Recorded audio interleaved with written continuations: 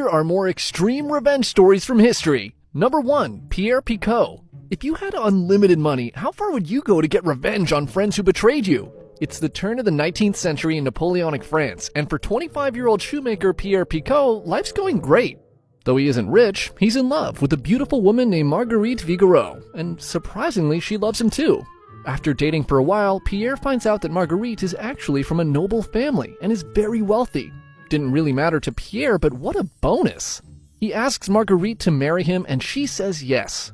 Overwhelmed with joy, he rushes to tell his friends, Lupion, Solari, and Schubert, and invites them all to his wedding. Now, you would expect friends to be happy if one of their buddies was about to marry a girl who was not only beautiful, but also rich. But Pierre's friends were also poor, and instead of being happy for him, they got insanely jealous instead. Lupion in particular feels Pierre does not deserve this kind of luck, and he comes up with a prank to tell the police that Pierre is a British spy. He kinda expects it to be not that big a deal, but remember, this is Napoleonic France, and they're at war with Britain, so this is actually a pretty serious accusation. And the police, well, they take it seriously. In the middle of the night, on the eve of his wedding, Pierre is arrested and thrown into Fenestrelle Fortress. Turns out a testimony from 3 close friends was all the evidence that was needed to lock him up. He gets no trial, and nobody's told where he is or what happened to him. As far as everyone knows, Pierre simply vanished in the night.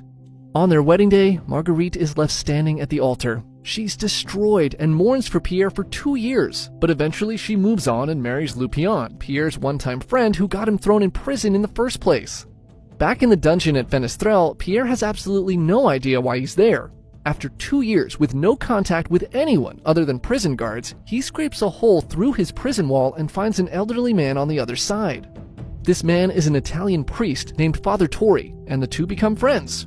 Years go by, and after gaining his trust, Father Tori tells Pierre that he's wealthy and has a hidden fortune in Milan. A few more years pass, and Father Tori has become frail and is nearing death. Pierre is heartbroken as he's about to lose his only friend, but before he passes, Father Tori gives Pierre a map to his treasure. Father Tori dies in prison, and coincidentally, the very same year, Napoleon is sent into exile. With Napoleon gone, all of his prisoners are set free, including Pierre, who steps out into the light of day for the first time in 7 years. The time in the dungeon has been rough, and he's completely unrecognizable compared to the young man he once was. His face, body, and walk are all broken from years in prison.